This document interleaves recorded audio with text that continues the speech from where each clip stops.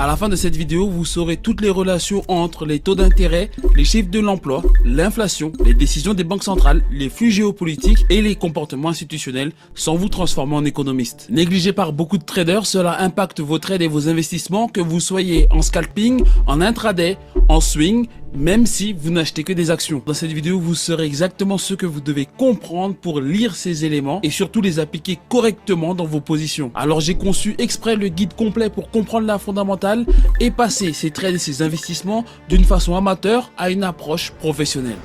C'est parti. La chose la plus importante déjà, pour tout le monde, ça c'est le plan total de tout ce qu'on va voir aujourd'hui. Mais avant de parler de fondamental, il faut comprendre pourquoi la majorité des traders passent par les mêmes étapes. On va répondre à un premier élément qui est devenir rentable. Et je sais que devenir rentable, soit aujourd'hui, vous êtes ce qu'on appelle un débutant en trading et que vous êtes dans la phase où vous pensez avoir tout compris. Et quand on pense avoir compris, rapidement, on va être touché par la perte d'illusion. Et c'est là qu'on va commencer à tester des signaux, à faire du copy trading, à chercher des stratégies miracles. Dans l'autre cas, si on trade depuis des années mais qu'on n'est toujours pas rentable, en fait, on a compris qu'on n'a rien compris. Et ça, c'est déjà bien parce que c'est le premier chemin. Il y a un philosophe grec qui disait, il y a deux types d'ignorants, l'ignorant conscient et l'ignorant ignorant. C'est bien d'être un ignorant conscient. On se rend compte d'une chose, que c'est bien plus dur qu'on le pense. Alors déjà, peut-être à ce moment-là, il y a beaucoup de personnes qui ont déjà quitté le train et qui font plus du trading. Après, il y a autre chose. Le trading, ça demande des connaissances et des compétences. Et là-dessus, je fais une vraie différence. Les connaissances, c'est comment le marché fonctionne. Et les compétences, c'est être capable d'utiliser ces connaissances dans un environnement réel, imparfait, stressant et parfois chaotique. Moi, j'aime bien prendre l'exemple de la cuisine. Tout le monde peut apprendre la recette des crêpes. Quand on veut faire des crêpes, il faut être sérieux puisqu'on va manipuler du feu, on peut se brûler. Ensuite, on a des connaissances et les connaissances, c'est connaître la recette et les compétences, c'est comment exécuter la recette pour ne pas rater ses crêpes parce qu'on peut connaître la recette, mais on peut rater ses crêpes. Ça demande quoi? Ça demande une méthode, ça demande de l'expérience et ça demande du temps. Et parce qu'au début, moi, je n'avais pas ce temps. Je ne pouvais pas passer mes journées devant les écrans à regarder les graphiques bouger. Et c'est ce moment-là qui m'a obligé à me poser une question beaucoup plus profonde. Est-ce qu'il existe une manière de comprendre la direction du marché sans passer sa journée devant les graphiques? Et c'est cette question qui m'a amené à découvrir quelque chose d'essentiel. Les marchés ne bougent pas simplement à cause des graphiques, ils bougent à cause de l'économie. L'un des premiers marchés qui m'a servi d'apprentissage, c'était le pétrole. Pourquoi le pétrole? Parce que c'est l'un des actifs les plus fondamentaux qui existent. À chaque événement politique majeur, comme on le voit sur le graphique, que ce soit les crises dans les pays du Golfe, les guerres ou les récessions. Donc en fait, je commence à comprendre que le prix du pétrole dépend à la fois des événements géopolitiques, mais aussi du cycle économique. Et c'est avec cette logique-là que je vais avoir mon premier vrai swing sur GBP USD. Mon premier vrai swing sur GBP USD, je vous la fais rapidement. Je sais qu'en introduction, c'est peut-être un peu lent, mais je veux vraiment qu'on puisse comprendre pourquoi la fondamentale, elle est importante et pourquoi ça peut vous permettre, d'avoir des meilleurs rendements, d'avoir moins de stress et de faire moins de bêtises. Et en septembre 2019, on avait un plus bas sur GBP USD. Donc en fait, on avait d'un côté le spectre du Brexit qui a créé une incertitude politique énorme. Et on avait un point technique majeur, c'était aux alentours de 1,1970 ou 1,1970 à 1,1980. Mais c'est pas le plus bas qui a déclenché ma décision. Et je suis en train de vous dire dès le début, je vous montre un graphique pour vous dire quoi? Que l'analyse fondamentale et l'analyse technique sont liées. C'est pas l'un contre l'autre, c'est l'un avec l'autre. Ça va me permettre de rentrer et ça va me permettre d'ajuster ma position. Ça, c'était mon premier vrai trade parce que, en plus de cela, j'avais un risk-reward qui était important et je vais renforcer toute cette position-là au fur et à mesure. Je vais prendre 3 ou 4 positions et je vais laisser le trade et vraiment la journée du Brexit avant le résultat du vote, je vais sortir du marché avec une très belle plus-value. Mon trade sur GBP USD, il a pu marcher parce qu'en fait, le point bas de 2019, qui en plus va être détruit par la suite par Covid, en fait, c'est pour vous montrer que l'analyse technique, ce n'est pas suffisant. Et dans 80 à 90% des cas, on peut expliquer les points hauts et les points bas d'un marché simplement en comprenant les relations économiques sans même regarder un graphique en permanence. Et donc ça, c'est exactement ce qu'on va apprendre à faire ici dans cette vidéo. La fondamentale pour les personnes qui pensent que c'est compliqué, qui pensent que c'est tout un chapitre, on va se transformer en économiste, et c'est absolument faux. Alors c'est vrai que ça va demander des compétences. La fondamentale, c'est la méthode utilisée pour déterminer la valeur intrinsèque, donc la valeur réelle d'un titre financier. Il n'y a pas 24 solutions. Est-ce que l'actif, il est sous-évalué ou il est surévalué? S'il est sous-évalué, il faut l'acheter. Si elle est surévaluée, est-ce qu'on vend, est-ce qu'on s'abstient? Et troisième point, est-ce qu'on hedge? Je vous donne une relation tout de suite, on va rentrer en profondeur plus tard, mais est-ce que si on est fortement exposé sur les crypto-monnaies, par exemple, est-ce qu'en se rendant compte de certains éléments ou d'un indice qui pourrait être surévalué, est-ce que c'est pas le moment, par exemple, d'acheter de l'or ou d'acheter des obligations ou de vendre des obligations en turbo ou en effet de levier ou en CFD ou du VIX, par exemple? Mais c'est comme ça, en fait, qu'on va avoir tout ce travail de réflexion. Et donc, le plus important pour savoir si un actif est sous-évalué ou surévalué, c'est répondre à la question, comment déterminer la valeur d'un actif?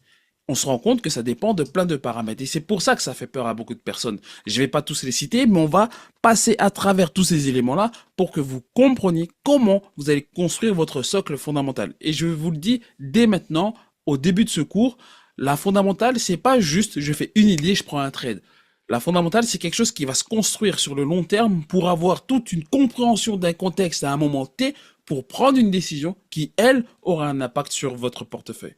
Il y a bien entendu des avantages et des limites. L'un des premiers avantages, c'est l'intégration du contexte économique. On ne regarde pas un actif de façon isolée. On n'achète pas une action d'intelligence artificielle sans regarder le secteur de l'intelligence artificielle, sans regarder le secteur de la tech, sans regarder la politique américaine. C'est bien parce qu'on a une orientation long terme. Plutôt que d'être dans le bruit et dans le guidon, la tête baissée, on regarde plus loin pour voir où est-ce qu'on peut aller. C'est comme un peu en course automobile, on ne regarde pas là tout de suite, on regarde au loin du virage pour déterminer la trajectoire et ce qui va arriver.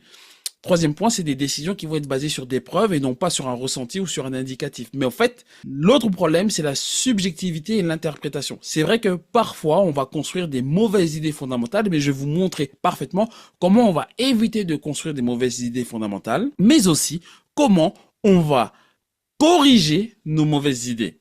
Deuxième point, c'est la sensibilité au changement. Il peut être vrai que si on est déjà placé sur le marché, par exemple dans mon trade GBP-USD, si j'avais un gros retournement de marché ou si le Covid était sorti avant le Brexit, c'est vrai que ça aurait changé ma fondamentale et j'aurais dû adapter ma position et ça demande une gymnastique mentale et je le sais pour avoir appris ça à beaucoup de personnes, changer de fusil d'épaule est quelque chose qui est très très dur lorsqu'on a construit une idée fondamentale parce qu'on a mis de l'énergie, on a mis beaucoup de choses dedans et on n'a pas envie que de le perdre. Et le troisième point qui pour moi est ce qui fait défaut à beaucoup de traders et d'investisseurs, je mets tout le monde dans le même cas, c'est que la fondamentale c'est quelque chose qui est lent. Lent, c'est-à-dire que voir les effets ou voir comment ça se met en place, ça va prendre du temps, ça va demander de la patience. Mais une fois que ça va driver, le marché partira là-dessus. Alors on n'oublie pas, on met un petit pouce et on met un petit like pour soutenir si déjà ce que je vous ai raconté, ça vous plaît. Et maintenant, on va vraiment rentrer dans le détail. Vous voyez, on n'a même pas fait 50% de tout le travail, mais on va comprendre une chose, la professionnalisation de ces investissements. Je vais être honnête avec vous que je vais vous dire entre 6 et 12 mois pour comprendre. Et c'est pas comprendre la fondamentale, c'est comprendre tout simplement le trading et les investissements financiers et même les achats en bourse. Pourquoi? Je vais pas faire parler de certaines lois de Pareto. Moi, si je prends mon histoire sur les marchés financiers, j'arrive sur les marchés financiers, je suis rentable au bout d'une année parce que j'avais déjà une base de contexte fondamental. C'est de se dire dès le départ qu'il va falloir se donner entre 3 à 5 ans pour devenir stable. Je sais que ça peut paraître horrible comme ça, mais je préfère vous donner un objectif très long terme. Pourquoi? Parce que si vous faites les choses correctement et que vous vous professionnalisez, que vous avez une approche lente, vous n'allez pas avoir d'expectation et vous savez que vous devez faire un travail lent et avoir un travail lent, ça va vous permettre d'être concentré et focus et de ne pas être pressé par le temps, de ne pas être pressé par les résultats.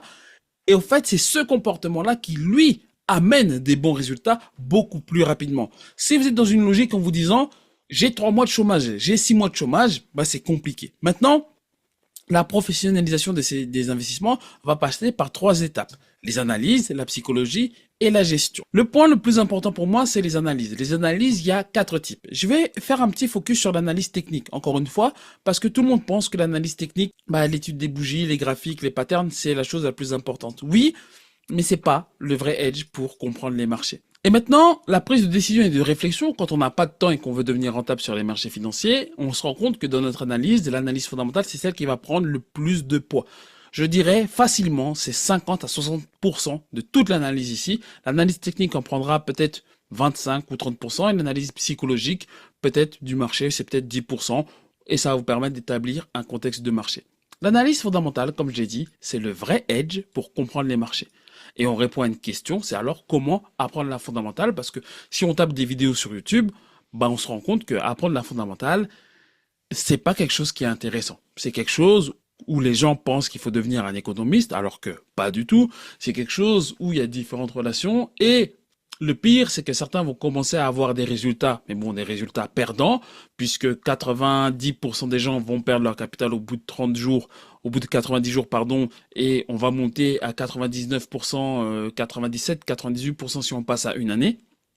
C'est principalement parce qu'elles ne cherchent pas à comprendre la fondamentale, elles veulent toujours aller vite, je veux comprendre vite, je veux faire de l'argent vite, parce que c'est ce qu'on voit sur les réseaux sociaux.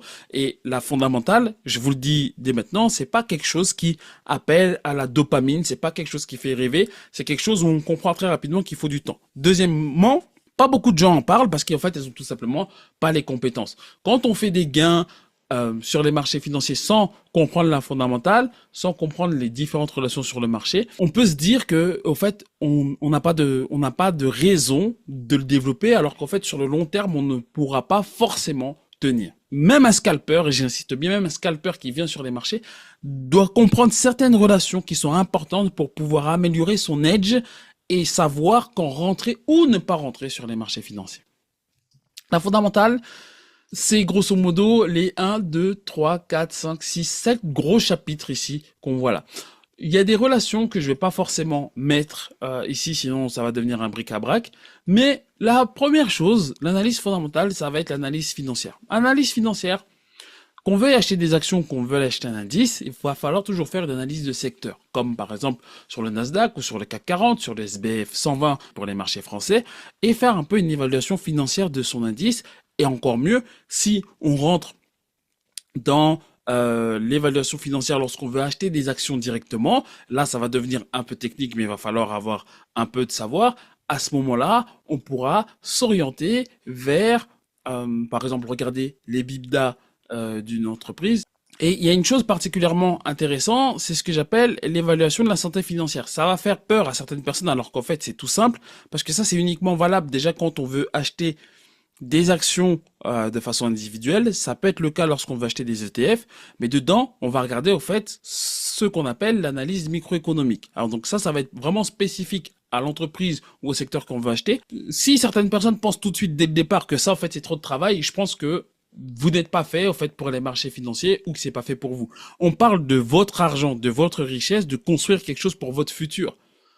Je vois pas en quoi quelque chose où vous passez peut-être 30 minutes ou 1 heure dans une journée, au lieu de regarder un Netflix ou de regarder un TikTok, d'aller se pencher sur ça. Et faut vraiment voir l'effet du long terme. 30 minutes, 30 minutes, 30 minutes, bout à bout, ça va vous permettre de comprendre le secteur dans lequel vous voulez vous spécialiser. Notamment, quand on fait ce genre d'analyse-là, ça va éviter de savoir est-ce qu'on rentre trop haut ou trop bas sur un marché financier ou sur une action. Deuxième point, c'est le prix du marché, mais on va y revenir un peu plus tard. Là, pour moi, le plus important, c'est de parler des banques centrales. Je dis des banques centrales, même si principalement vous allez être focus sur les décisions de la Fed parce que ça va impacter tous les marchés, il va falloir regarder ce que les autres banques centrales font, que ça soit la BCE pour l'Europe, la BOJ pour le Japon, et j'ai fait une vidéo sur le Japon. Au moment où j'enregistre, on a un gouvernement qui est dissous au Japon, et ça impacte logiquement la politique monétaire actuelle. Il faut regarder la BOE aussi, c'est ce que j'ai fait lors de mon trade sur le Brexit,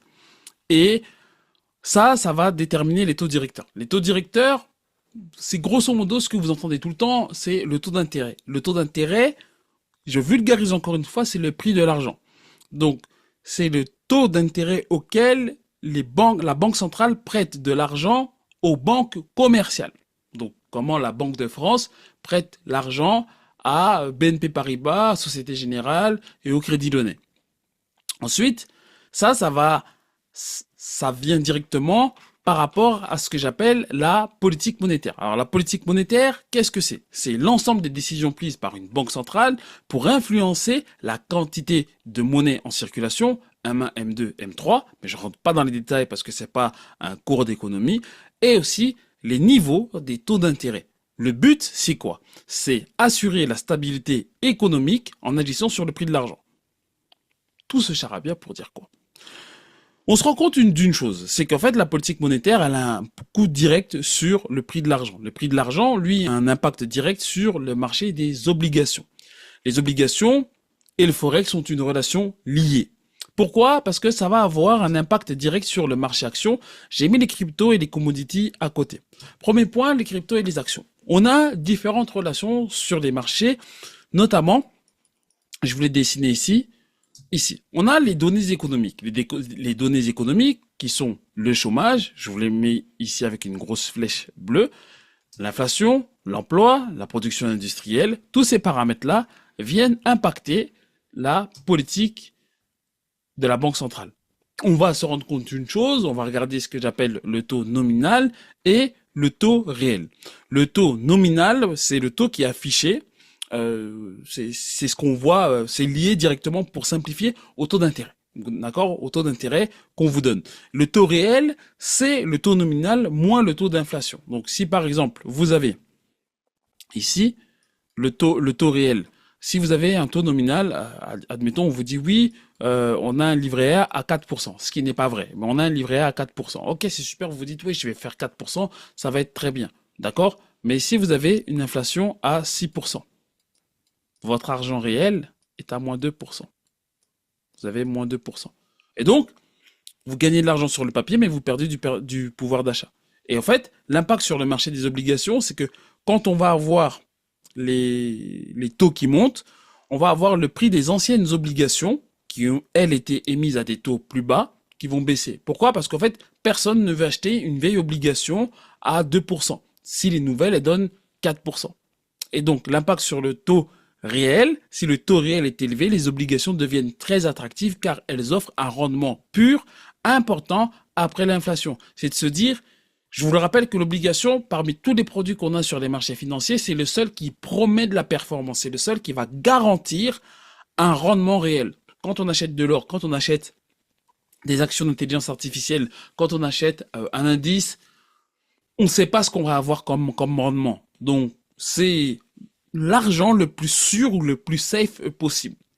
L'impact sur les marchés des actions, quand on a ça, c'est parce que on va avoir un lien qui est souvent inversement proportionnel. Où j'ai fait une petite erreur, normalement c'est ici, flèche vers le bas, dans le cas où on a un taux qui monte. Et il y a aussi les entreprises cotées qui empruntent pour se développer. Si le taux nominal augmente, en fait les frais financiers augmentent, ce qui va réduire leurs bénéfices et du coup le cours de leur action. Et la valorisation, en gros, la valeur d'une action, ça va être la somme des produits futurs ramenés au présent. C'est ce que vous voyez quand on vous parle je crois qu'il est à pas loin de 60 pour Nvidia, le Shiller PE ratio, c'est-à-dire la différence entre la valeur de l'action et ce qui rapporte dans l'entreprise. Et en gros, ça voudrait dire que quand on a un ratio de 60, ça veut dire qu'on achète 60 fois, ou on achète les performances de l'entreprise comme sur 60 années d'avance, pour faire simple.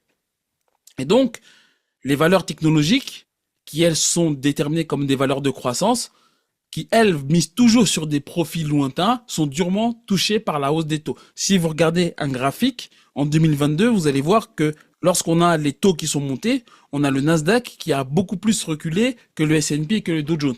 Et vice versa, c'est pour ça que j'avais mis la flèche baissière. Si on le fait en bleu, si on a les taux qui descendent, on a les obligations qui descendent et on a le marché action qui lui augmente. Et donc en fait, ce que je suis en train de vous dire, c'est tout simplement que la politique monétaire a un impact direct sur les bonds, qui eux ont un impact direct sur la valeur de la monnaie, qui eux-mêmes ont un impact direct sur le marché indice et actions, mais aussi sur les cryptos et sur les commodities. Pourquoi sur les commodities? Parce que la majorité sont cotées en dollars, on parle de XO USD, on parle de pétrodollar, et donc si le dollar vaut plus ou vaut moins, ça a un impact direct sur votre indice. Et tout ça, on va appeler ça l'interconnexion des marchés. L'interconnexion des marchés, c'est là où on va regarder les analyses de secteur, l'évaluation financière, le marché indice, les cryptos, les commodities, qui sont des résultantes de la politique monétaire, d'une façon un peu éloignée. Et ça va aller créer, c'est ce qu'on arrive ici, au sentiment de marché. Dans le sentiment de marché, qu'est-ce qu'on va regarder? On va regarder, est-ce qu'il y a un impact sur les marchés? Par exemple, quand on a sur l'argent, par exemple, on a eu le CME qui a augmenté le margin pour les positions. Ça a eu un impact sur l'argent, l'argent qui a eu un impact sur l'or, l'or qui a eu un impact sur tous les ETF, on va dire des actions minières et aurifères, producteurs et extracteurs et distributeurs à cause de ça. Et là, dans ce cas-là, on a eu une corrélation positive. Dans le cas où on a l'augmentation des taux, on a une corrélation négative entre les bonds et le marché indice action. C'est toujours de l'argent qui se dépasse, j'appelle ça les vases communicants, entre les indices et le forex, comme on a ici. Eux, ils ont vraiment une relation à part parce que c'est directement de l'argent qui va dans l'économie réelle. Là où ici, dans les cryptos, c'est vraiment des actifs de spéculation et les commodities qui, elles, sont soit par le pétrole, ce qui va permettre aux entreprises de fonctionner, pour faire très simple, ou alors le gold qui, lui, c'est pour ça qu'il a une flèche avec la politique monétaire, qui, en fonction de ce qui se passe sur la politique monétaire, va nous dire, ok, est-ce que on met de l'argent sur l'or ou est-ce que on met de l'argent dans l'économie réelle? Qu'est-ce qui est mieux? Est-ce qu'on est dans une période d'incertitude? C'est pour ça que je vous ai fait un autre schéma dans ce cas-là. Si on est dans le cas où on a un taux qui baisse, donc des taux directeurs qui baissent, en fait, la monnaie vaut moins cher. Et comme on l'a vu tout à l'heure, en fait, c'est potentiellement positif pour les indices et notamment pour le marché action, puisque le coût de la dette devient moins cher. Je donne encore une fois un autre exemple pour ceux qui comprennent pas. Si vous empruntez 1 million de dollars à, c'est des chiffres exagérés, mais c'est pour que vous compreniez, à 5%, votre emprunt vous coûte 50 000 dollars. Si le taux d'intérêt baisse à 3,5%, votre emprunt vous coûte 35 000 dollars. Du coup, l'argent est moins cher et vous avez ce delta-là de 15 000 dollars. Et là, je parle que d'1 million. Imaginez si on parle d'emprunter 10 millions ou 100 millions de dollars, par exemple, vous voyez que tout de suite, on va se retrouver, au lieu d'avoir une différence à 50 000, on va avoir une différence à 5 millions de dollars et ici 3,5 millions de dollars. Et vous voyez, c'est pour ça que lorsqu'on pense en tant que retail trader avec son petit compte, on se dit ouais mais les taux d'intérêt ils ont bougé de 0,25% ou d'un demi%, on se dit ouais mais c'est rien du tout. Ouais mais regardez, à l'échelle de 100 millions de dollars, regardez les impacts que ça peut avoir 1,5%. Et ça c'est pour une entreprise. Et je vous laisse imaginer pour l'entièreté des entreprises. Et ça a un impact sur le rendement et sur les bénéfices de l'entreprise. Donc, dans le cas où on est dans une incertitude macro, qu'est-ce qui se passe? C'est pas le marché action qui va augmenter, ça va être le gold et le marché des obligations, parce qu'en fait, comme on a de l'incertitude, c'est le gold qui va récupérer tout ça. Et donc, on se rend compte d'une chose, c'est que, en fait, en termes de données économiques, il faut regarder aussi, comme j'ai dit, l'inflation et l'emploi, parce que elles vont permettre de savoir quelle est la politique monétaire qu'il faut mener. Par politique monétaire, j'entends les deux politiques qu'on peut avoir, ce qu'on va appeler la politique monétaire accommodante ou une politique monétaire expansionniste, et pareil, une politique restrictive ou rigoureuse. Et pour ceux qui sont de ma génération, j'ai 36 ans, pour ceux qui sont de ma génération, on a vu déjà deux styles de politique monétaire. On a eu déjà la politique monétaire expansionniste. Donc quand l'économie ralentit, risque de récession ou déflation, le but est d'injecter des liquidités pour stimuler l'activité. Comment? En fait, on va baisser les taux d'intérêt. C'est ce que le Japon a fait après la grosse crise des années 90. Ils ont maintenu un taux zéro, ou si c'est pas même un taux négatif, pour stimuler en fait l'argent, pour pas que les gens se disent je garde l'argent et je le mets sur des marchés pour me garantir un rendement. C'est pour inciter les gens à stimuler l'activité, à investir, puisqu'en fait, l'obligataire ne rapporte rien. Résultat, les crédits coûtent moins cher, les ménages consomment et les entreprises investissent. On a eu ça en 2008, on a eu ça en Covid. Les banques centrales ont laissé les taux à zéro, elles ont injecté des milliards, ce qui a permis aux entreprises de ne pas faire faillite et aux particuliers de continuer à emprunter pour acheter des logements malgré l'arrêt de l'économie. Ça a un autre impact théorie quantitative de la monnaie. Je m'arrête juste là, je rentre pas dans les détails, mais il faut juste comprendre que quand on injecte beaucoup d'argent, ben en fait, il y a un risque d'inflation qui vient si les entreprises elles-mêmes ne produisent rien. Or, qu'est-ce qui s'est passé? En 2019, on a eu beaucoup d'entreprises et de gens qui ont reçu de l'argent sans derrière une création de richesse. Du coup, ce surplus-là, tout le monde a eu plus d'argent sans que l'économie produise plus d'argent. Donc, en fait, on a eu un décalage. Résultat, on a une inflation qui est sortie de ça. Pas que. La deuxième raison de l'inflation, ça a été le fait qu'on a eu la guerre en Ukraine. Pourquoi? Parce que ça a eu un impact direct, et on le verra tout à l'heure, ça a eu un impact direct sur les coûts de productivité. Et du coup, qu'est-ce qu'on a eu? On a eu la politique restrictive et on calme l'inflation en augmentant l'intérêt. Donc le crédit est devenu cher, l'épargne devient plus rentable, ça ralentit la volonté d'investir. Mais en plus de ça, quand on rentre dans ces cycles d'inflation ou d'incertitude au niveau global, on a moins envie d'investir parce qu'on se dit, ouais mais demain là c'est pas beau là. Donc si demain c'est pas beau, il faut que je garde l'argent, un peu thésauriser l'argent, mais thésauriser l'argent, lui, il est même pas dans l'économie, il est juste hors de l'économie pour ça. Si on revient sur la politique monétaire, le fait qu'elle soit restrictive, on a vu par exemple en 2022-2023, pour contrer cette inflation mondiale qui était liée aux énergies et aux matières premières, la Banque Centrale Européenne et la Fed ont augmenté les taux de façon historique. La BOJ s'est bougée simplement en 2024, mais le but c'est décourager l'emprunt, faire baisser la demande et stabiliser les prix.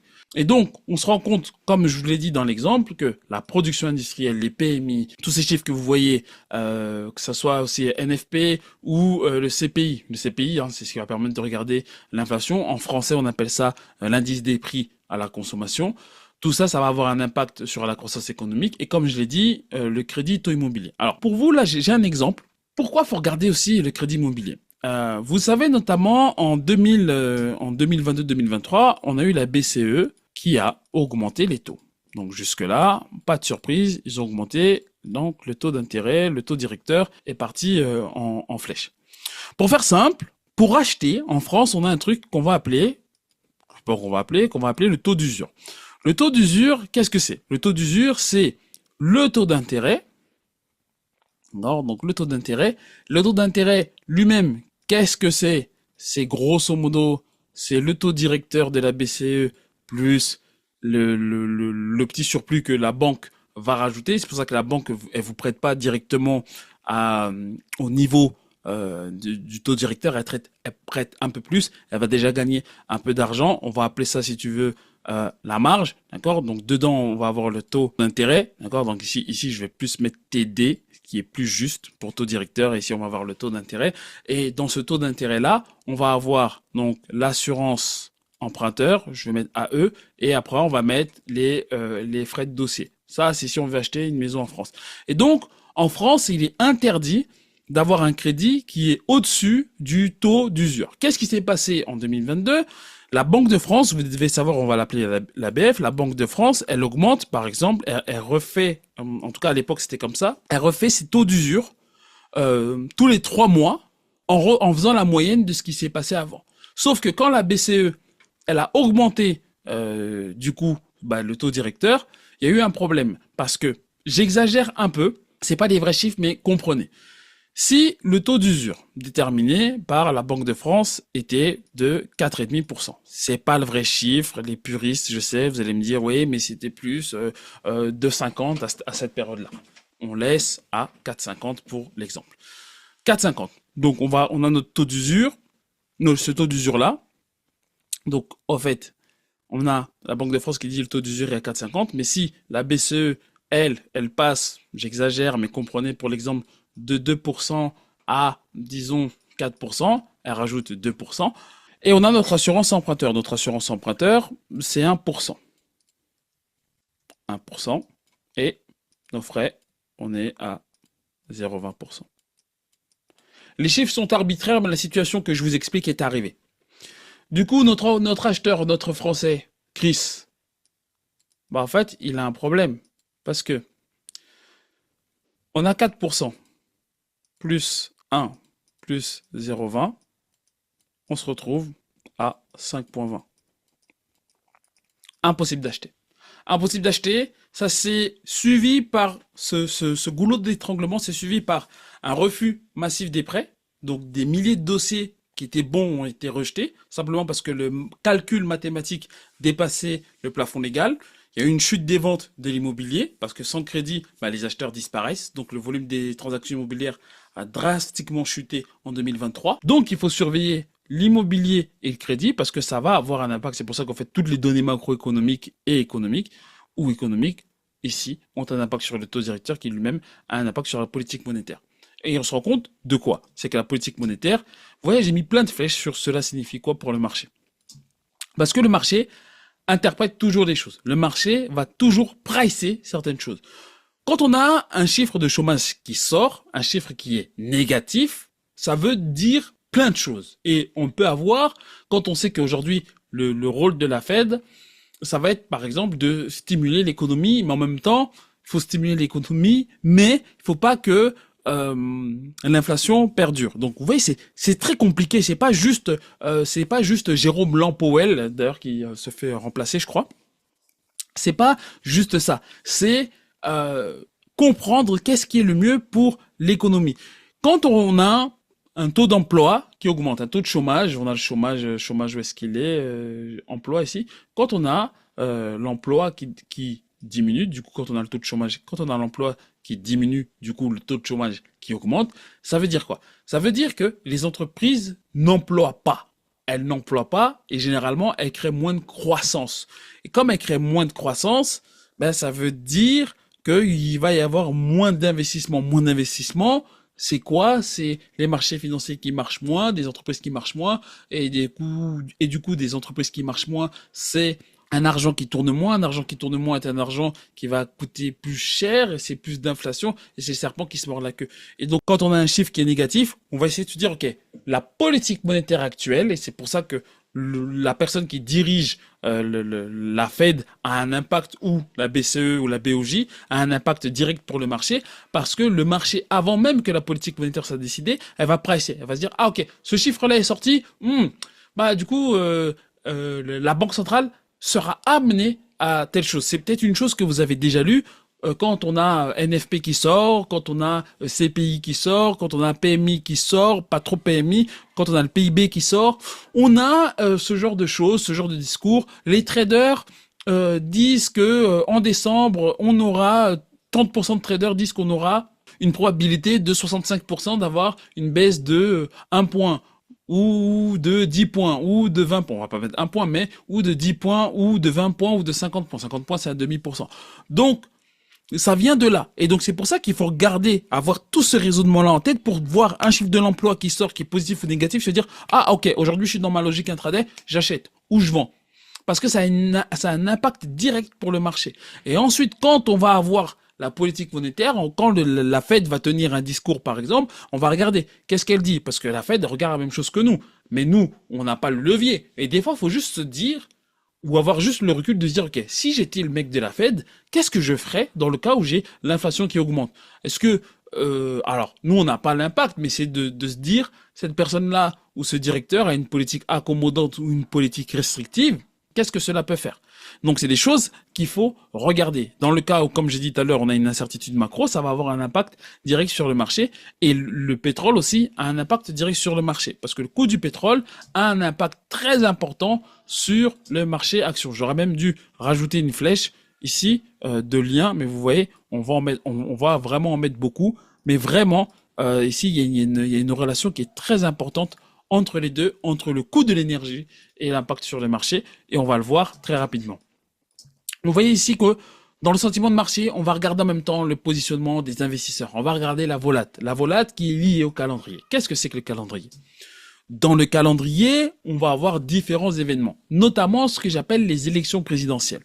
Chaque président, ou en tout cas à chaque président, dans les années où on a des élections présidentielles, notamment aux États-Unis, on va avoir de la volatilité qui va être beaucoup plus faible dans l'intronisation ou avant que le président rentre en action. Pourquoi on va avoir de la volatilité plus faible? C'est juste parce que le marché va attendre de savoir qu'est-ce qu'on va avoir comme président. Les années où on a des élections présidentielles, même si on va avoir une volatilité plus faible au début. C'est toujours des années qui vont être plus volatiles que des années où on n'a pas d'élection présidentielle. On va regarder aussi les sommets internationaux. Par exemple, là, on a eu Davos avec le forçure de Macron. Il y a eu le discours de Trump. Trump a pris la parole. Ça a fait bouger les marchés comme pas possible dans cette journée. Donc, il faut regarder le calendrier puisque ce que ces personnes-là vont dire va toujours rajouter. Donc, c'est pas les agendas, mais c'est plus l'intégralité des choses. Ici que je vous explique, on va plus le faire comme ça pour être très précis. On va le mettre aussi en gras. Ça va avoir un impact direct sur le contexte. Ça va rajouter du contexte. Et les agendas, que ça peut être par exemple, comme j'ai dit, une élection présidentielle, le calendrier économique. Qu'est-ce qu'on peut avoir d'autre? On a les agendas, le calendrier économique, les sommets internationaux, les élections présidentielles, les rencontres impromptues aussi entre chefs d'État. Ça peut venir rajouter différentes choses. Et on a la géopolitique, donc les élections présidentielles rentrent dans la géopolitique. On va mettre aussi dedans ce que j'appelle les news et les fake news. Je crois que Donald Trump est le président qui a le plus parlé de fake news, et plus que ça aujourd'hui avec l'intelligence artificielle, il faut faire attention à tout ce que l'on voit, et les news comme les fake news peuvent aujourd'hui avoir un impact sur les marchés. Il y a aussi les conflits et l'instabilité politique et les sanctions et le contexte. Et ça, la géopolitique va avoir une relation directe avec le marché aussi du pétrole. Et vous voyez, comme je vous ai dit au tout début, des relations, s'il faut que j'en fasse, je vais vraiment en faire. Parce que le prix du pétrole, c'est pas les sanctions, c'est un impact un peu sur la géopolitique, mais plus sur les sanctions ou les conflits internationaux. Et je vous explique ça ici. C'est pour ça que des fois, je vous dis, il faut pas trader le pétrole, mais il faut regarder ce que le pétrole fait. Les conflits et les sanctions ont un impact sur le marché de l'énergie. Toujours. Pourquoi? Faut imaginer le marché mondial, il faut l'imaginer comme une autoroute qui fonctionne avec l'énergie des autres. Notamment, prenons le cas du pétrole. Et lorsqu'on a un pays qui est en guerre, donc on a toujours des producteurs historiques, que ce soit la Russie, on a l'Ukraine, on a l'Arabie Saoudite, qu'est-ce qu'on a d'autre? On a le Venezuela par exemple. Et le fait d'avoir un pays en conflit ou en sanction, ça va rarifier l'offre. C'est logique, un pays qui est en conflit ou en sanction sort de la carte. Il sort de la carte. Et ça, c'est juste un mécanisme simple d'offre et de demande. L'offre et la demande, c'est l'offre qui en veut, la demande, c'est les gens qui disent « moi je suis là pour te le vendre ». Et lorsqu'on se rend compte que la demande se réduit, logiquement, le prix va augmenter puisqu'il y a toujours la même offre. Et donc ça tire le marché des énergies, pétrole, et on a eu le cas avec l'électricité par exemple aussi, qui est tiré vers la hausse lors des périodes de conflit. Les énergies qui montent à la hausse, ça fait tirer l'inflation. Corrigeons, on en profite, ça fait tirer l'inflation. Pourquoi ça fait augmenter l'inflation? Faut partir du principe que, prenons un producteur. Le producteur, comme moi, c'est Chris, je vends des barres de céréales. Donc, d'accord? Donc, notre entreprise s'appelle Crispy. Voilà. Crispy Chris. Crispy Chris achète deux choses. Elle achète du blé pour faire mes barres de céréales. J'achète du blé. Et pour que ça arrive dans mes entrepôts, je vais peut-être pas acheter du pétrole directement, mais pour que ça soit distribué, pour que mon blé qui vient d'Ukraine, par exemple, soit vendu en Suisse, il y a eu du pétrole. Il y a eu du pétrole dans la chaîne de distribution, et même pour qu'il arrive dans les magasins Migros ou Carrefour pour les Français, il y a ce qu'on appelle le pétrole. Il y a le pétrole dans la liste. Donc on va mettre le pétrole que j'achète de façon indirecte, dont le prix est incorporé. J'achète mes tonnes de pétrole, j'achète mes tonnes de blé, admettons, au prix habituel. J'achète mes 50 tonnes de blé pour 10 millions de dollars. On parle en dollars, c'est pour faire simple. Et admettons que pour chaque tonne transportée, pour mon pétrole, je paye à peu près, j'exagère, mais c'est pour que vous compreniez les chiffres, je paye pour chaque tonne de pétrole transporté, ça me coûte grosso modo, disons, 100 litres. 100 litres de carburant raffiné, mais pour l'exemple, disons que ça me coûte 100 litres de pétrole. 100 litres de pétrole, avant la guerre, Par exemple, avant la guerre en Ukraine, j'ai un baril à 50 dollars. D'accord? J'ai un baril à 50 dollars. Très bien. J'ai la guerre en Ukraine qui explose. Si j'ai la guerre en Ukraine qui explose, logiquement, l'Ukraine qui est un producteur mondial, dans mes souvenirs, parce que je sais, j'avais pris un très beau trade là-dessus, on a eu à peu près entre 150 et 200%. On a eu une hausse incroyable. Si moi je me retrouve avec une hausse de, disons, 40%, je vais juste être gentil, je me retrouve avec une hausse de 40%, vous voyez que une hausse de 40% sur les marchés, je dois acheter mon blé, à 14 millions de dollars. À 14 millions de dollars. Et en même temps, je me retrouve avec un baril qui pointe à 110 dollars. Ça veut dire que, ici, j'ai une hausse de 50%, que mes distributeurs, que toute la chaîne de production va me répercuter, puisque elle ne fait qu'acheter du pétrole. Tout comme moi, j'achète du blé. Ici, il y a 4 millions en trop. Ok, il y a 4 millions en trop. Et là, moi, j'ai une hausse du coût de carburant, de même plus, de 110 dollars. J'ai à peu près 55% de hausse du prix du carburant. Admettons que dans mon exemple, le carburant représente 10% de mon prix de vente. Ça veut dire que ici, sur mon prix de vente, je vais devoir rajouter ces 55%. D'accord? Grosso modo, j'exagère un peu, mais je simplifie. C'est comme si, maintenant, ça va représenter 15% de mon prix de vente. Ok. Mais maintenant, moi, je vends des bars. Mes bars que je vends. Comment je fais avec mes bars? Mes bars, je les vends au prorata, j'ai pris 15% ici, et sur ma matière première, j'ai pris 40%.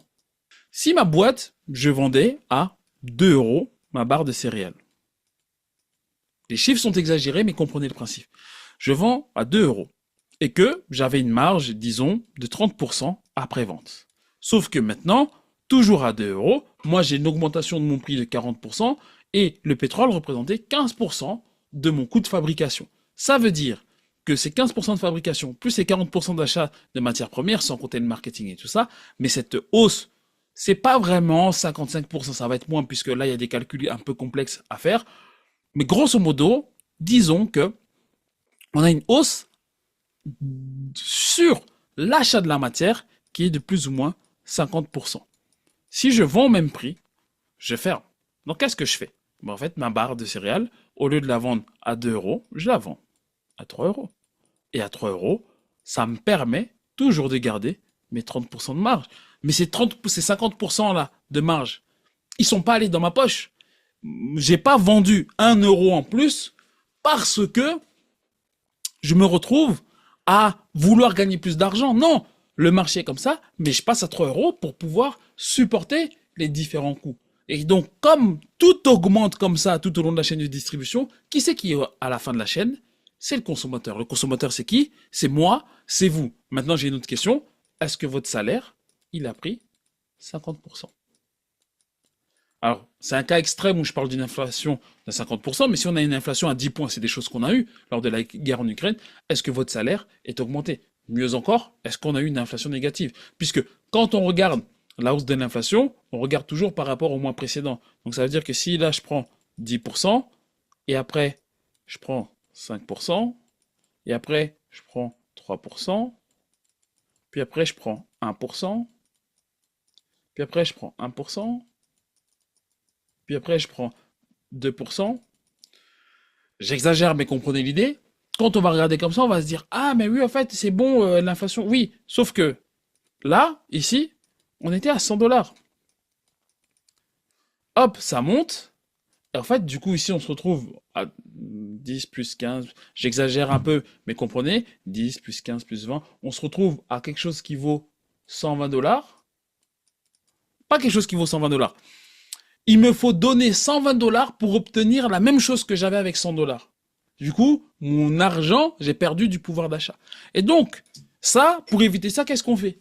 C'est là où la Banque centrale ici, elle doit intervenir en faisant quoi? En montant les taux. Mais monter les taux, ça a un impact sur moi-même qui est augmenté à cause de l'inflation, puisque mon entreprise, logiquement, il y a moins d'argent, où je pourrais plus emprunter de l'argent comme je le voulais, pour pouvoir maintenir mon entreprise. Donc l'argent va coûter moins cher, et peut-être que les investisseurs ne voudront pas rester, voudront aller par exemple sur le marché obligataire, et ça a un impact sur ma société, et peut-être que je vais diminuer le résultat, jusqu'à ce qu'on se retrouve avec des taux d'intérêt qui vont être positifs, que je vais utiliser pour dynamiser la croissance, pour investir, pour créer des nouvelles barres, pour créer de l'emploi, et ainsi de suite. Et vous voyez comment un simple truc comme un conflit où on dit ouais, le pétrole il a bougé, ça a un impact jusqu'à nous dans la vie de tous les jours. Et donc, pour comprendre la fondamentale, c'est pour ça que j'ai tracé cette ligne que vous avez ici par rapport au pétrole, qui part dans tous les sens, comment ça va venir. Mais en fait, le but, ça va être de venir expliquer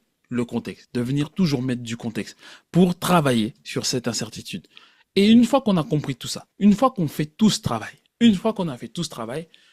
et vous voyez, ça m'a pris à peu près déjà presque 1 heure pour vous expliquer tout ça. Tout ce travail, c'est comprendre la fondamentale. Ça ne veut pas dire que c'est impossible. Ça veut dire que si vous voulez travailler sur le long terme et que vous n'avez pas de temps et que vous voulez avoir un edge pour comprendre sur les marchés, vous allez comprendre cette fondamentale de vous dire, ah ok, le pétrole, il a fait ça. Moi, c'est pour ça que je touche pas au pétrole. Pourquoi je ne touche pas au pétrole sur l'année 2026? C'est pas que ça ne m'intéresse pas, c'est parce qu'il y a Donald Trump qui est intéressé pour bloquer les prix d'un baril bas. Il lui faut du pétrole pour pas que ça lui coûte trop cher, pour pas que ça coûte à la ménagère américaine d'avoir un pétrole qui est élevé. Il y a de la fluctuation, c'est tendu, il y a du conflit. Et donc, je reviens à ce que j'ai dit au tout début. Qu'est-ce qu'on peut faire? Où est-ce qu'il est ce dessin? En fait, ça va me permettre de dire est-ce que c'est actif sous-évalué ou pas. Il y a Trump qui est un peu un espèce de taux cible, mais généralement, c'est pas bien vu qu'on ait un chef d'État qui veut bloquer le prix d'une matière première. Donc, est-ce que je suis en train de me dire s'abstenir ou hedging? C'est pas que vendre, c'est s'abstenir ou hedger. Comment je peux hedger? Je peux hedger en prenant d'autres positions. Alors, je fais pas en tant que retail trader, nous, on va pas faire du hedging comme une institution le fait. Nous, c'est tout simplement, c'est équilibrer son portefeuille. C'est-à-dire que si on a déjà des positions, ou comment ce contexte-là, on peut dire, ok, mais ça peut avoir un impact plus ou moins négatif. Et nous, l'avantage avec les différents produits qu'on a, on peut aussi shorter les marchés avec du levier ou pas, ou on peut alléger son portefeuille et faire aussi une allocation de portefeuille. Quand j'ai fait la vidéo sur l'intelligence artificielle, au Japon, le fait qu'il y ait ce contexte-là avec la possibilité qu'on ait le caractère qui est terminé et que ça se retourne, je vous envoie d'ailleurs regarder cette vidéo-là. Je vais vous faire le dessin. Le XOUSD, quand on lit XOUSD, il y a 2 choses à lire. Il y a le marché de l'offre et de la demande du XO, et ici, on va dire tout simplement la politique monétaire, le coût de l'argent. Monétaire, le coût de l'argent. Si je regarde le XOUSD, l'offre et la demande. L'offre, c'est les gens qui veulent acheter de l'or. La demande, ce sont les gens qui mettent à distribution l'or. Jusque-là, rien de compliqué. Si on est dans un contexte de politique incertaine, on peut avoir l'offre, du coup, qui augmente. Si j'ai l'offre qui augmente, le prix de cotation du XOUSD, que je vais appeler XU comme ça, se retrouve à monter. Cas classique. Si je suis dans le cas où j'ai la demande qui augmente, d'accord, donc d'un seul coup j'ai beaucoup d'or sur le marché, j'ai XOUSD qui descend, d'accord. Mais je peux avoir un autre cas. On a dit, dans nos exemples qu'on a donnés, on a dit que lorsque on augmente le taux, ou lorsqu'on fait baisser ou descendre le taux directeur, donc le taux nominal, on se retrouve avec de l'argent qui vaut moins ou qui vaut plus, donc le coût de l'argent. C'est ça en fait, le prix de l'argent, ce que fait la Banque centrale ici par sa politique monétaire. Du coup, si je me retrouve avec un dollar qui vaut moins, d'un seul coup, d'un dollar qui vaut moins, j'ai un dollar qui vaut moins, donc j'ai un XOUSD qui descend. Ça veut dire que si j'achète 1000 tonnes, encore une fois, j'exagère les chiffres, mais c'est pour que vous compreniez. Si j'achète 1000 tonnes pour, disons, 10 millions de dollars, qui est un gros chiffre, 10 millions de dollars, et que d'un seul coup, j'ai le dollar qui vaut moins. Si j'ai le dollar qui vaut moins, dans ce nouveau monde, si admettons le dollar il bouge de 20%, pour acheter 1000 tonnes, toujours ces 1000 tonnes, la quantité physique des 1000 tonnes, ce que représentent les 1000 tonnes, sans que l'offre et la demande bougent, il me faut 12 millions de dollars. Parce que l'argent vaut moins. Le gold ne vaut pas moins, mais l'argent vaut moins. Comme l'argent vaut moins, il me faut plus d'argent pour le même tonnage. Donc, ça, sur le graphique, on se retrouve à avoir un gold qui prend 20%. Ça veut dire quoi? Si on a une cotation à 4000, on se retrouve à avoir un graphique qui bouge 10% c'est 400, on se retrouve à avoir on se retrouve à avoir un gold qui bouge à 4800. Il a bougé de 4000 à 4800 à cause de la politique monétaire. Mais si maintenant, ce contexte de politique monétaire, d'un dollar qui descend, ça fait peur aux gens qui se disent waouh, on a plus d'offres, on a plus de personnes qui viennent sur le marché. Donc on a l'offre qui augmente. Et si on a l'offre qui augmente, du coup c'est l'offre et la demande sur le pétrole qui fait, sur le gold qui fait bouger le prix. Et on se retrouve potentiellement, comme c'est limité, à un gold qui passe de 4008 à 5400 par exemple. Parce qu'il y a beaucoup plus de monde. Et on voit comment la politique monétaire plus l'offre, tout ça dans un contexte économique d'incertitude macro, amène un gold à prendre de la valeur. Ici. Et encore une fois, c'est l'exemple que je donne ici. Si on a l'inflation qui monte et avec des taux stables, les taux réels, eux, descendent et on a un gold qui prend de la valeur. C'est un peu tous ces scénarios-là que je fais, et notamment comme ça que j'avais targeté depuis le début d'année 2025 avec un gold, je crois, à 2500 ou à 2600, et on finit l'année, je crois, à presque 5000, 5006 ou 5005. Même quand je suis placé sur le plateau même quand je suis passé sur le plateau de la Société Générale, où on avait un gold qui était à 3400 ou 3300, on avait une résistance, je crois, et moi je targetais déjà un 4002, 4004, 4008, au plus je targetais pas les 5000, mais c'est ça qui est beau avec la fondamentale, c'est comme je vous ai dit avec l'exemple, on se rend compte que, alors là j'ai donné un exemple extrême qui bouge très vite, mais si le dollar perd de sa valeur, si le dollar il perd 4%, puis après il perd 4%, on a l'offre et la demande qui augmente de 3%, puis après ici on a 5%, et en fait on grappille, à la fin au mouvement général, on se retrouve à passer d'un gold qui prend 1400 dollars de l'once à cause de ces différents éléments. Alors toi, si tu es en train de te battre avec ton graphique, tu es là en train de te dire ouais, faut que je rentre, faut que je dégage. Je le répète, sur l'année 2025, en ayant compris ce que je viens de vous expliquer là, en étant très lent, vous aurez été beaucoup plus performant que 90%. Soyez honnête avec moi et donnez-moi une vraie réponse là-dessus, on n'a pas encore terminé. Parce qu'après, je vais vous montrer le rapport de force fondamentale. Comprenez que sur 2025, si vous n'avez pas fait ne serait-ce que 20 ou 30% sur votre performance, vous devez vraiment revoir votre façon de voir le marché. Parce que, en faisant des choses très simples, en achetant de l'or, le 1er janvier, vous sortez le 31 décembre, vous avez fait 60%. Effet de levier x2, 120%. Vous me dites, ok, tonton, je ne vais pas acheter l'or, je ne savais pas. Vous achetez les entreprises américaines grâce aux droits de douane. Pourquoi moi j'ai acheté massivement les entreprises américaines aux droits de douane? Parce que je comprends tout ça. Parce que je comprends que oui, les droits de douane sont là, mais ça ne peut pas baisser jusqu'à l'infini. Parce que si on continue de baisser jusqu'à l'infini les droits de douane, ça va impacter le marché action. Impacter le marché action, la relation est dans l'autre sens aussi. Impacter le marché action va avoir un impact sur l'inflation et sur l'emploi et sur le PIB, qui va avoir un impact sur les taux directeurs et sur la politique monétaire. Donc, on va aller comme ça jusqu'à où? On va pas se permettre de détruire l'économie juste pour des droits de douane. Et donc, en fait, on a eu une très belle reprise en V-bottom et on se retrouve à avoir, c'est comme ça que j'ai pu choper du AMD, du Palantir, du Arista, énormément de boîtes, d'Intel, du Pont de Nemours, tout avec cette logique-là sur l'année 2025. Donc, il faut regarder ça. Et au fait, à ce moment-là, moi, j'ai juste fait une analyse de santé financière et d'analyse de secteur et je suis rentré sans avoir de graphique. Le graphique a juste permis d'optimiser. Par exemple, là, je réfléchis à Intel, dont j'ai fait la vidéo. Intel, je rentre sur Intel et je vous mets le graphique. Voilà pour Intel. Sur Intel, je rentre en effet de levier. Au moment où j'ai fait mon analyse, on est à 23,48 $. Mais au fait, j'aurais mis beaucoup plus d'argent dans Intel si j'avais fait mon analyse aux alentours des 21 $, ou alors sur le plus bas de marché aux alentours des 18 $ sur le plus bas. Là, c'est à ça que me sert le graphique. Aujourd'hui, vous voyez bien que sur ma position en effet de levier, parce que je suis rentré en effet de levier ici, aujourd'hui, on a fait un plus haut, mais ça c'est une très belle position, c'est presque 400% sur Intel. Et là, comme ça, je mets 100 $, j'ai 400 $ sur mon portefeuille, sur cette action ici, avec un gain intermédiaire, et avec une analyse technique toute simple. Une analyse technique, vous la voyez, c'est une analyse technique qui pue la défaite.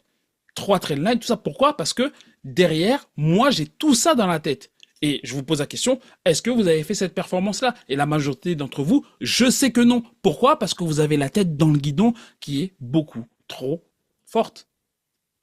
Donc, tout ça, ça nous permet quoi? D'établir des scénarios pour faire des prises de position. Par exemple, Intel, le graphique, à quoi il me sert? Moi, je rentre sur Intel aux alentours des 23 $. L'analyse fondamentale est très forte. Regardez mon graphique, il pue. Je rentre sur ce graphique-là. C'est un graphique qui pue la cacahuète. Comparé à ce que certains peuvent faire, hein. C'est un graphique qui pue la cacahuète. Et pour autant, le graphique, lui, me permet juste d'optimiser mon prix d'entrée. Par exemple, si on avait cassé cette résistance-là, je serais quand même rentré sur Intel, puisque sur la position actuelle, avec un effet de levier de 3, j'ai pas loin de 400% aujourd'hui sur cette performance.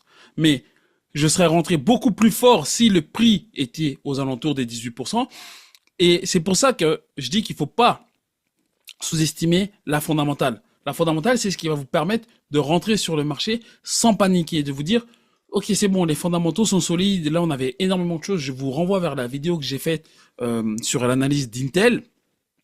Et ça prend son temps. C'est une analyse qui a été faite en août. C'est une analyse, on est en février, 116% en spot, avec un effet de levier de 3, comme je vous ai dit, on n'est pas très loin des 320, 330%. Et donc, pourquoi je vous raconte ça? Je vous raconte ça juste pour vous dire que sur le long terme, c'est comme ça que vous allez battre le marché. La majorité d'entre vous, vous n'avez pas la patience, mais pareil, faut se poser les bonnes questions. 320%, si vous avez mis 100 balles, ça vous fait 400. Alors oui, c'est peut-être 4 mois pour faire 400 balles. Mais la personne qui sera patiente pour faire ça, sera beaucoup plus performante que tous les autres. Et deuxièmement, elle va construire un portefeuille sur le long terme en battant les autres. Et c'est comme ça que sur 2025, sur l'entièreté de mon portefeuille, je fais 265%. Je fais pas 265% parce que je suis un magicien. Non, je fais 265% sur le portefeuille parce que j'ai compris toutes ces relations qui sont là. Et donc, vous allez réaliser des scénarios. Des fois, les scénarios vont être valides. Et s'ils sont valides, félicitations à vous. Mais vous n'allez pas apprendre parce que votre idée fondamentale, elle était bonne, mais vous allez pas savoir pourquoi votre idée fondamentale était bonne. Le plus important, c'est de comprendre lorsque vous faites un scénario invalide. Parce qu'un scénario invalide, c'est que votre idée fondamentale est mauvaise. Mais pourquoi elle est mauvaise? Elle est mauvaise parce que vous avez mal lu, elle est mauvaise parce que vous êtes précipité, elle est mauvaise parce que vous n'avez pas compris la politique monétaire, ou alors elle était bonne et il y a eu un changement de paradigme. Mais ça veut dire quoi? Un changement de paradigme lorsqu'on a une idée fondamentale. Un changement de paradigme, c'est ça. C'est ce que j'appelle le rapport de force fondamentale. On est, admettons, en février 2026, quand j'enregistre. Février 2026, on a la BCE qui baisse ses taux. Ça va avoir un impact sur le DAX. Donc, peut-être qu'il est bon pour vous d'acheter du DAX ou d'acheter quelques entreprises allemandes. Puis, quelques semaines plus tard, vous avez la Fed qui baisse ses taux. Et vous savez, la Fed, c'est la dynamique mondiale. La Fed qui baisse ses taux, ça renforce encore une fois notre indice à prendre de la valeur et le gold à se déprécier. Puis, on a un directeur de la Fed expansionniste qui est nommé. On sait que ce gars-là, il aime les politiques accommodantes, et donc, potentiellement, il sera favorable à des baisses de taux, ce qui est encore mieux pour le marché indice. Et puis, admettons, à la fin de 2026, on a la fin de la guerre en Ukraine. Et bravo! Bravo, parce que si on fait ça, ça veut dire que on va performer comme le marché en a monté. Et là, en fait, on a à chaque fois des idées fondamentales. C'est ça la fondamentale. Mais pourquoi je parle de rapport de force fondamentale? Parce que déjà, elles n'ont pas toutes le même poids. La BCE a un impact plus faible que la Fed, et la nomination d'un directeur expansionniste a un impact beaucoup plus grand, et la fin de la guerre Ukraine, c'est quelque chose de très positif. En termes de force, je mettrais peut-être un 4 ici. La Fed qui baisse ses taux, je mettrais peut-être un 2. Un directeur expansionniste, je mettrais peut-être un 2 ou un 1. Je sais pas. 2. Et ça, je mettrais un 1 en termes de force. Mais si, une déclaration de guerre Taïwan. Alors ça aussi, en termes de force, c'est 1. Mais c'est 1 négatif. Et ça veut dire que quand même on pourrait avoir des éléments positifs, cet élément-là qui est négatif aura un impact encore beaucoup plus fort. Je vous ai fait un espèce de graphique pour représenter ce que je vous ai dit. Si on est dans le cas d'un marché qui baisse, bien entendu, ça c'est soit en dollars, d'accord, ou en euros. Ce que je veux dire là, c'est votre actif, la valeur de votre actif. Et ici, on a T, le temps. Donc on regarde la variation du cours de notre actif en fonction du temps. Lorsqu'on a notre idée ABC, qui est ici la Fed qui baisse ses taux, la BCE qui baisse ses taux, le marché réagit de façon positive. Il fait un retournement et il part. Le marché corrige, on a la Fed qui arrive, bam, ça pousse le marché. Puis, on a un directeur expansionniste, le marché a créé un petit range quelques jours avant la nomination, sûrement, pour savoir qu'est-ce qui va se passer. Boum, expansionniste, le marché, gros rallye. Puis après, on a la fin de la guerre en Ukraine, mais comme on est sur des marchés qui sont déjà bien élevés, le marché continue à monter. Voilà. Après, le marché retrace. Et qu'est-ce qui se passe? Déclaration de guerre Taïwan. Peut-être qu'ici, on avait peut-être déjà des suspicions. Et là, le marché qui corrige violemment. Et en fait, on voit comment notre idée fondamentale ici, X, Y, Z, balaye toutes les bonnes idées qui viennent sur le marché. Et il peut se passer une semaine comme 6 mois de là à là. C'est pas figé dans le temps. Ce n'est pas figé dans le temps. Tout comme on peut avoir des idées qui se déplacent. Si la déclaration de guerre de Taïwan arrive dans cet intervalle de temps-là, et que même après, même si on a les différents éléments que j'ai nommés, c'est-à-dire un directeur de Fed accommodant, ça ne sera pas aussi grand que l'impact de la guerre en Ukraine. Sauf si il fait une dinguerie, admettons, que on a la guerre à Taïwan, ça tire les marchés pour le bas, ça tire toutes les techs dans le bas, on rentre en récession, le Nasdaq il prend 30, 40, 50% dans la gueule. Bon, il se dit, vas-y, on repart au taux zéro. Peut-être que ça va dynamiser le marché et que là, on va avoir, peut-être à la suite de ça, ici, là, on a maxi V bottom. Mais moi, si je sais ça, je commencerai à me mettre acheteur là. Et comme je vous l'ai expliqué dans toute cette vidéo-là, on aura peut-être des moments de renfort où on pourra rentrer et exécuter sur le marché. Donc, qu'est-ce que je veux dire dans tout ça?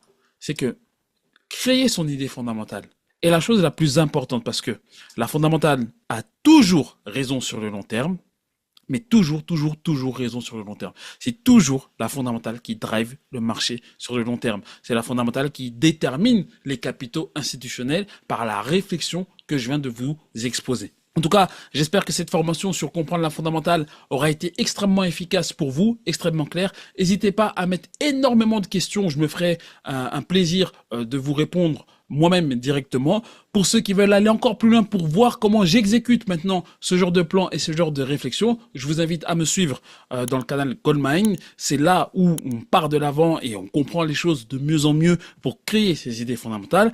Et je terminerai sur cette citation que j'aime beaucoup mais qui résume parfaitement cette vidéo. Le marché ne récompense pas celui qui clique vite, mais celui qui comprend lentement.